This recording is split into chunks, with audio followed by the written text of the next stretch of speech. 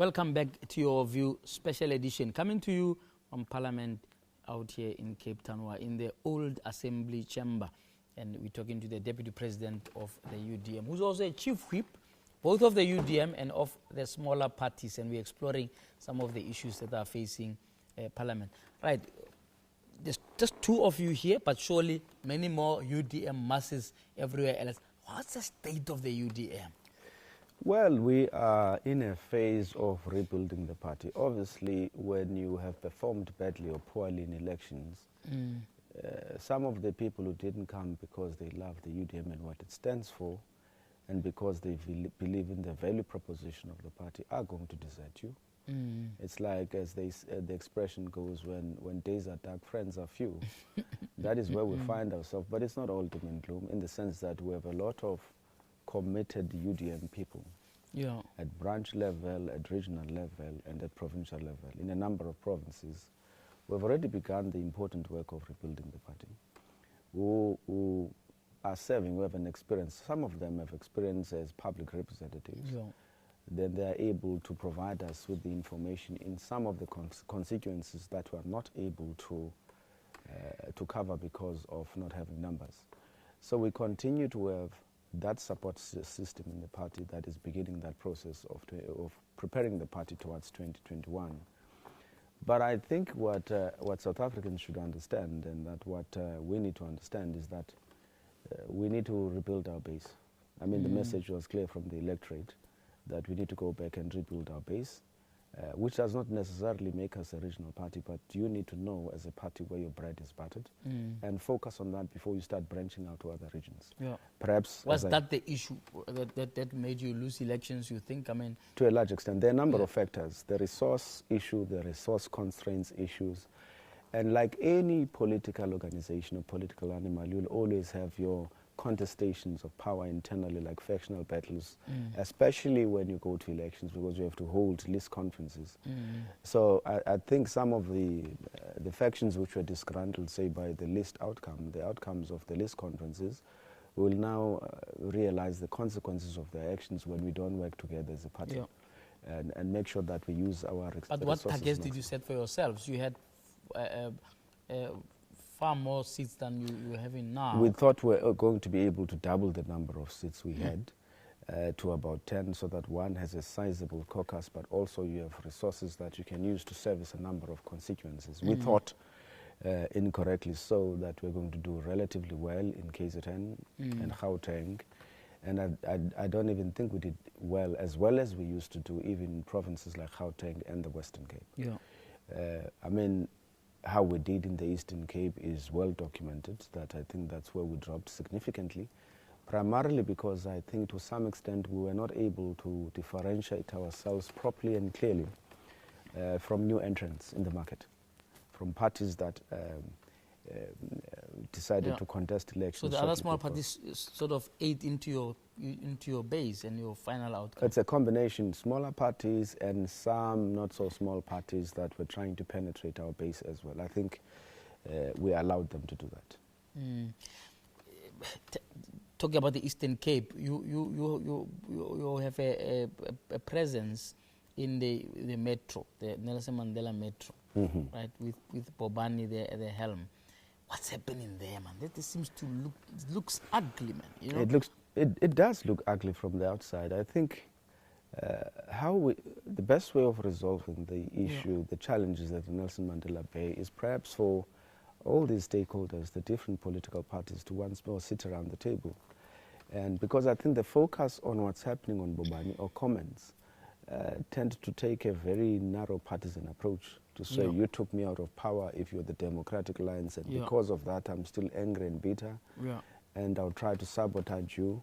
And on the other hand, it's almost like even us who are governing want to prove a point instead of trying to work together with all the different stakeholders. I don't think the challenges that are faced at the Nelson Mandela Bay Metro are insurmountable. It's just the attitudinal shift of the leaders that is required. It's more of a paradigm shift. But is that not giving you a bad name? Because the reason I'm asking about Nelson Mandela is that a friend of mine who works for the Auditor General was just let me know that the Auditor General staff had to be withdrawn from Nelson Mandela municipality because they were threatened if they were to uncover what is going on there. That should worry you, because the UDM is always priding itself with an anti-corruption ticket. Now we can't even have a Chapter 9 institution be able to feel safe conducting an audit in Nelson Mandela. Is this being brought to your attention?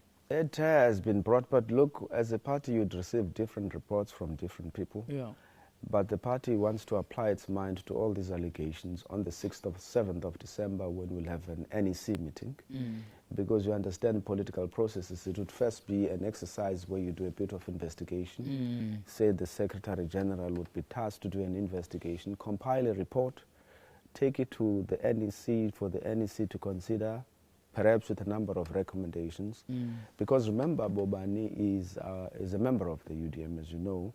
It means that if... Is he on the NEC? No, he's not on the NEC. Okay. But he is the Deputy Provincial Chairperson of the Eastern Cape. Okay. The point I was trying to make was that if the party were to establish or find that there's any wrongdoing on his part, or there's any truth in the allegations that, they've been doing the rounds in the media, then some kind of sanction would have to be imposed on Baba. Yes. But we have to follow due process and establish the facts. What is your presence there, actually? In that council, how many UDM? We have two.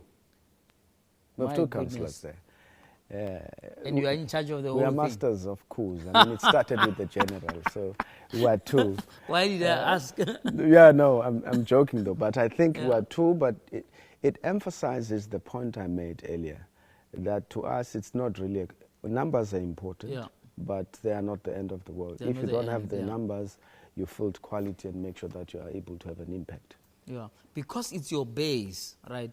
I would assume that you're paying a lot more attention to what happens in the Eastern Cape. What's going on there, man? Schools are collapsing.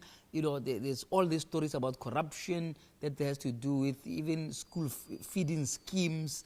The whole place seems to be in a mess, man. Well, it's falling apart because of our people, even though the ANC government has not repaid their loyalty to them with service delivery and good governance at all. It's falling apart because our people, to a large extent, continue to reward poor performance. If the politicians, the provincial government in the Eastern Cape knew that if they had done poorly, like is the situation in the Western Cape and in Gauteng province, for instance, that we're going to lose elections, they would pull up their socks. But it's also because people have decided to put all their eggs into one basket. They don't want to say that in order to improve the effectiveness of any governing party in that province, you also need to bolster the opposition, so that there's proper oversight over the work of government. Balance, yes. There must be a fair balance. For as long as we continue to give 62%, 70% to the ANC in the Eastern Cape, even though it's not doing well, the province will continue to collapse, because you embolden even those who are perennial poor performers, and that is the issue. The second question is that I think even opposition parties themselves, because you have a sizable number of opposition parties, their weakness is that they are not working together to try and raise these issues. One of the strengths of opposition parties, even here at the National Parliament in the last term, is that the Zuma factor forced us almost to work brought together. you together. It brought us together. We had to forget about our superficial ideological differences and focus on what we thought was best for South Africa. And up until they do that, because they can still do that and make sure that they grind all the operations to a halt in the province in instances where they can see that there's poor performance, there's corruption, there's maladministration. The other question is, if we can take government to court at national level, why can't the very same political parties take government to court at provincial level for maladministration? Is it because there's local level? And local level. Is it because there's less airtime there? Because we're going to sit in front of TVs and look good? Is it about political posturing, or is it about making sure that there's effectiveness in the system?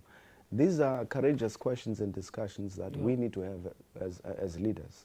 I'm not saying that they are not doing any work, but I don't think enough collaborative work is being done by opposition parties at provincial level. It's interesting that you raised that, but at national level also, is it a correct or a fair assessment to say that the issue of political realignment is off the table a lot these days, unlike in the past?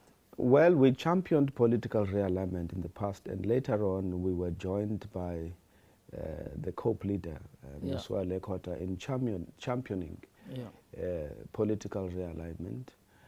That program, you know, I don't mince my words, was sabotaged by the DA at some point, probably because they were threatened by it, but it was sabotaged by the DA because I was in that meeting. I was still the bag carrier for my leader and the minute taker for that meeting. Yeah, they didn't notice that. They did notice that, yes. And then it was Wilmot James who represented, Dr. Wilmot James who represented the DA at that time with a clear mandate. And what they said in that meeting was that instead of us realigning as opposition parties, we must just take membership with the DA because the DA has an effective election machinery. There's no need for them to rebrand and. And since then, even though at the time when that took place, a lot of progress had been achieved towards trying to realign the different opposition parties, nothing really happened. The cooperation that took place afterwards, subsequent to those discussions, centered around issue-based politics. There had been issues that we agree upon and would work together on those issues, and there was no medium to long-term program. Even Musi on the score, he's my friend, but he didn't do well in trying to coordinate the opposition as the leader of the official opposition.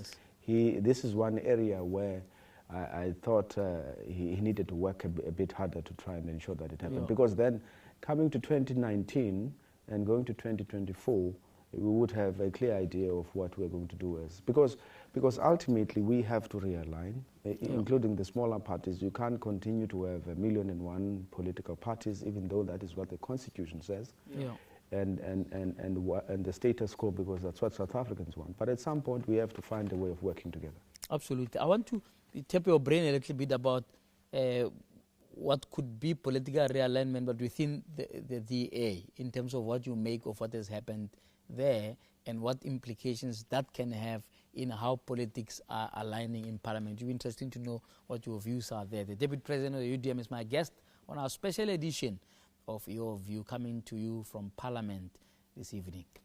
Let's take a break now.